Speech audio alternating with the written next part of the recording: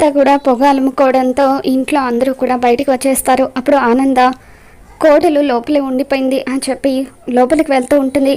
దాంతో కోడలు లోపల ఉండడం ఏంటి ఆనంద, అనన్య బయట ఉంది కదా అని చెప్పి అంటూ ఉంటే, నేను చెప్పేది శరణ్య గురించి అక్క అంటూ ఆనంద లోపలికి పరుగులు తీస్తూ ఉంటుంది.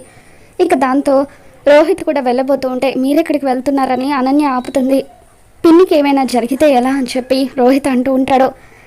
అత్తయ్య గారికి ఏం కాదు, ఎందుకంటే ఆ పొగ పెట్టింది నేనే కాబట్టి అని చెప్పి అనన్య అంటూ ఉంటుంది.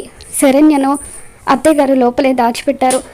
ఇప్పుడు అత్తయ్య గారు శరణ్యని బయటకు తీసుకుని వస్తారు, కావాలంటే చూడండి అని చెప్పి అనన్య అందరితో చెబుతూ ఉంటుంది.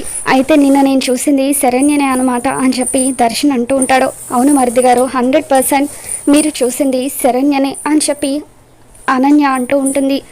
తర్వాత ఆనంద గదిలో ఉన్న శరణ్య దగ్గరికి వస్తుంది. ఆ పొగకు శరణ్యకు ఊపిరి ఆడినట్టుగా బాగా దగ్గుతూ ఉంటుంది. అమ్మ శరణ్య రామ్మ అని చెప్పి అంటూ ఉంటే, వద్దత్తయ్య గారు ఇప్పుడు వస్తే అందరి ముందు మీ పరువు పోతుందని చెప్పి శరణ్య అంటూ ఉంటుంది.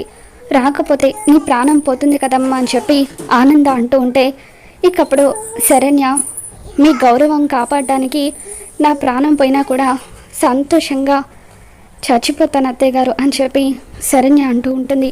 ఆనందను ఎప్పుడెప్పుడు ఇరికిద్దామా అని చెప్పి అనన్య ఎదురు చూస్తూ ఉంటుంది. ఆనంద లోపల నుండి బయటకు వస్తూ ఉంటే అందరూ కూడా చూస్తూ ఉంటారు. ఇకప్పుడు కేవలం ఆనంద ఒక్కతే రావడంతో అనన్య ఒక్కసారిగా షాక్ అవుతూ ఉంటుంది. మరి రాబోతున్న ఎపిసోడ్లో ఏం జరగబోతుందో మళ్ళీ మన ఛానల్లో తెలుసుకుందాం. ఈ వీడియో మీకు నచ్చినట్లయితే తప్పకుండా లైక్ చేయండి.